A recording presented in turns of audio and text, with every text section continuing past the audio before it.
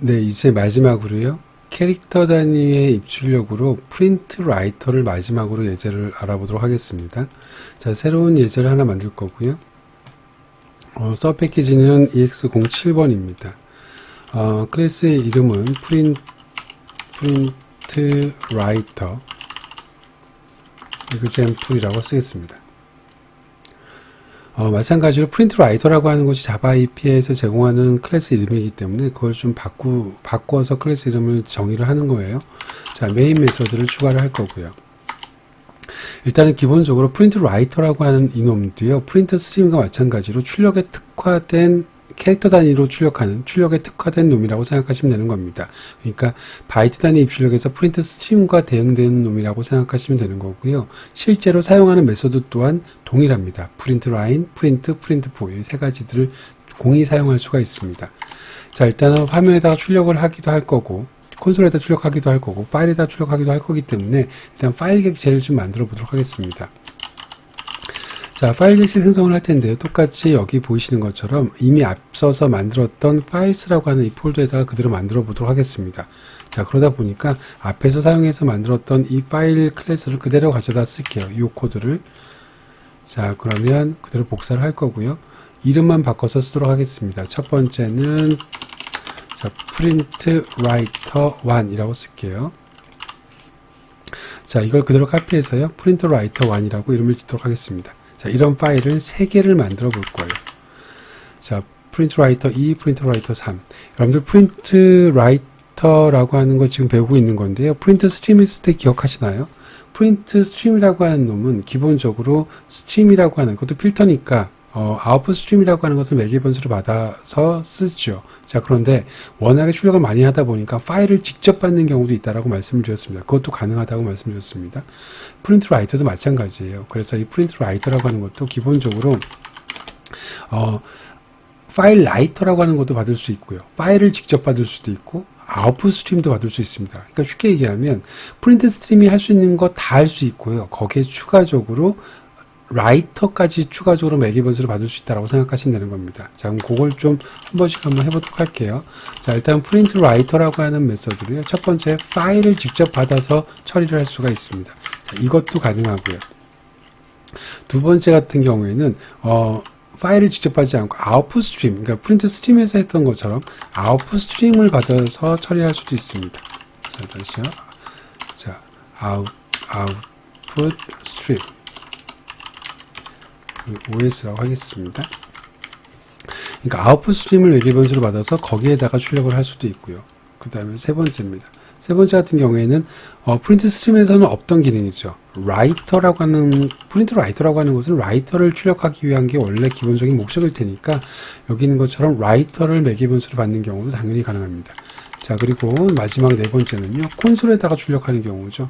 콘솔에다 출력하는 경우에는 결국엔 여기에 system.out이 들어가면 되겠죠. system.out. 자, 이게 출력이 되어지면 결국에는 system.out이라고 하는 콘솔에다가 출력을 하겠다라고 하는 겁니다. 이 네 가지가 모두 다 가능하다라고 하는 거예요. 자, 그 중에 세 번째 같은 경우에 프린트 스트림에는 없던 기능인 거죠. 자, 그리고 사실은 이 네 번째 같은 경우에는 system.out이라고 하는 것 자체가 아웃풋 스트림이죠. 그래서 결국에는 2번과 동일한 패턴이라고 생각하시면 되는 겁니다. 자, 그러면 여기서 이제 하나하나 코드를 만들어 가보도록 하겠습니다. 자, 첫 번째 거부터 해보도록 할게요. 자, try with resource 메서드를 쓰도록 하겠습니다. 문법을 쓰도록 하겠습니다. 자, 일단 프린트 라이터를 하나 만들 거고요. 자, new print writer 만들어 놓고 직접 파일을 한번 집어넣어 볼 거예요. 자, 첫 번째 파일 객체인 print writer 1이라고 하는 놈을 직접 집어넣고 거기 안에서 실제로 내가 데이터를 막 pw라고 하는 프린터 라이터에다가 막 쓰게 되면 지금 이렇게 매개 변수를 바로 직접 넘어온 이 파일에 데이터가 써진다라고 생각하시면 되는 겁니다. 자, pw.println, 그러니까 system.out.println에서 썼던 그 println, 다시 말해서 print 스트림에서 썼던 모든 메서드를 그대로 사용할 수 있다라고 말씀드렸죠.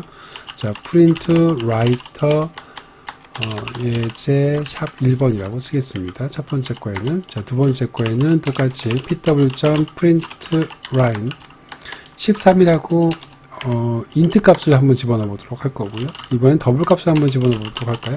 프린트 라인 하고 나서 5.8 이렇게 더블 값을 집어넣습니다.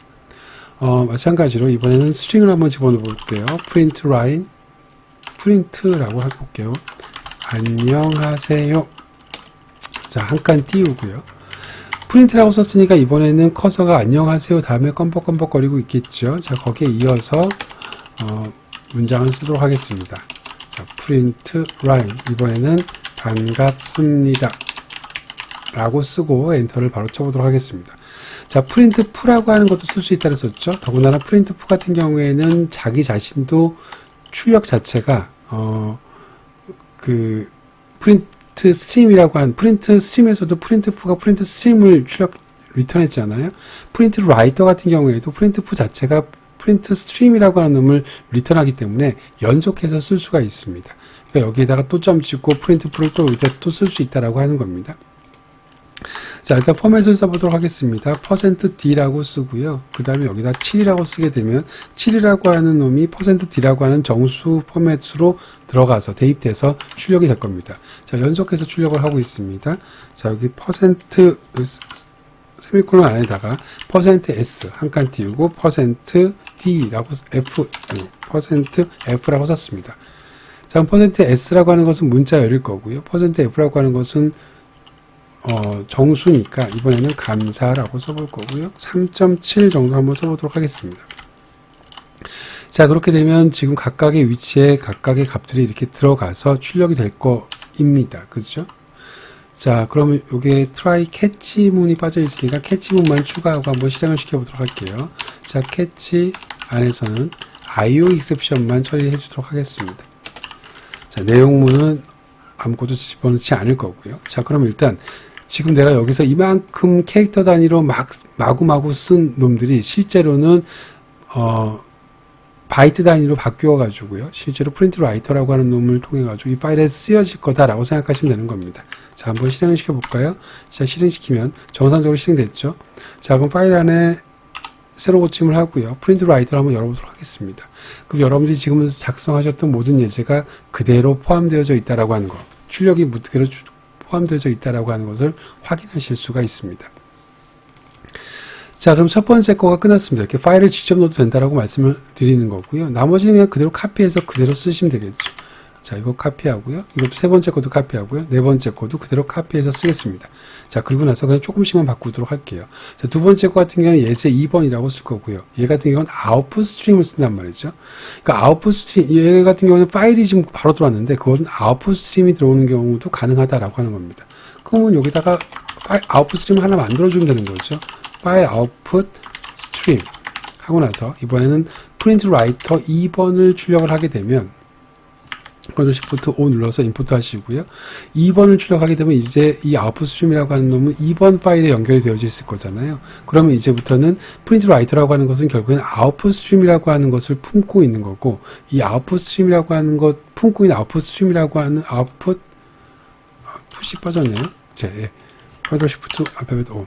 아웃풋 스트림이라고 하는 놈을 품고 있는 거고, 그 아웃풋 스트림이라고 하는 것이 결국에는 이 파일을 연결하고 있으니까 최종적으로 어차피 위에 거나 밑에 거나 동일한 결과가 나올 겁니다.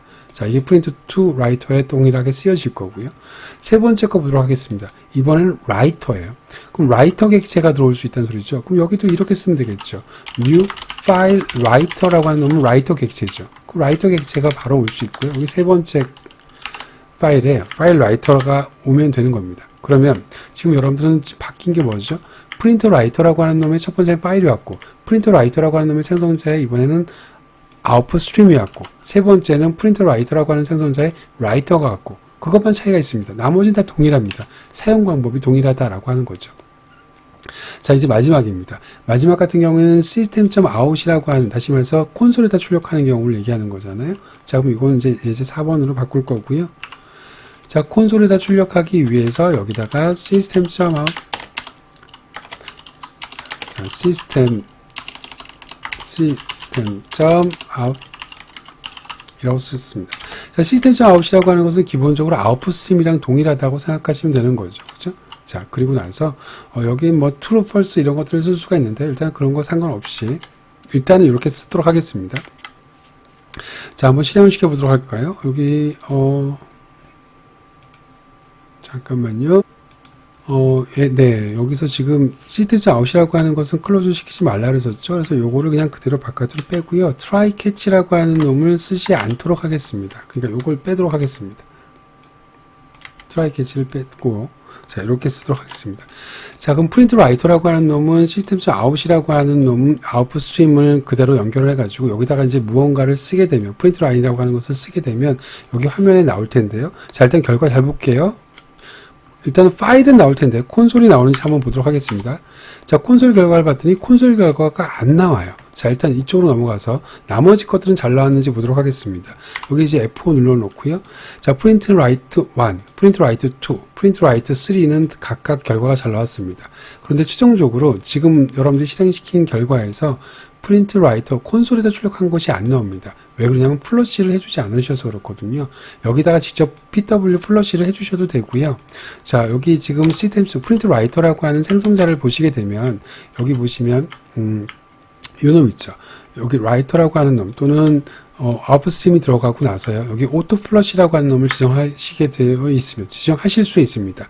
이 오토 플러시를 지정을 하게 되면요. 여러분들이 프린트할 때마다 자동으로 플러시 되기 때문에 그냥 자동으로 그냥 결과가 나온다. 콘솔에 나온다라고 생각하시면 되는 겁니다. 자, 그래서 여기다가 true를 써주시게 되면 이제는 실행을 시키게 되면 결과가 자동으로 이렇게 나오는 것을 볼 수가 있습니다. 자, 아니면요, 이거, 만약에 내가 true라고 하는 것을 해주시기 싫다. 이렇게 오토 플러시가 안 해주고 싶다라고 한다면 여기에서 pw.flush 이렇게 플러시를 그냥 해주셔도 결과는 동일하게 나올 수가 있습니다. 자, 근데 기왕이면 프린트 라이터라고 하는 것은 오토 플러시 기능이 있기 때문에 여기서 이렇게 true라고 써주시면 될 것 같아요. 그게 더 자주 쓰는 표현이다라고 생각하시면 될 것 같습니다. 정말 장기간 했습니다. 이 자바 IO라고 하는 것은 정말 많이 쓰는 거고요. 여러분들이 자바 IO를 배우시는 이유가 기본적으로 자바 자체에서도 IO라고 하는 놈을 당연히 여기저기서 쓸 일이 많겠지만, 이 자바를 베이스로 하는 안드로이드나 JSP에서 자바 IO를 쓸 때는 지금 여러분들이 배우신 자바 IO가 그대로 사용이 될 수 있습니다. 자, 특히 네트워크 통신에서는 자바 IO는 정말 필수인 거고요. 자, 여기 크게는 여러분들이 두 가지로 배우셨습니다. 바이트 단위의 입출력과 캐릭터 단위의 입출력. 그 두 가지에 대한 예제를 꼭 구분해서 잘 보시면 기본적으로 이렇게 페어의 형태를 가지고 있는 게 많거든요. 쌍을 이루는 경우가 많습니다. 자, 그래서 여러 번 반복하시다 보면 어느 정도 일정 패턴이 보이실 겁니다. 그때까지 좀 반복하셔서 실습도 해보시고 그 다음에 이론 공부도 같이 병행하셨으면 좋겠습니다. 정말 긴 시간 수고 많으셨습니다.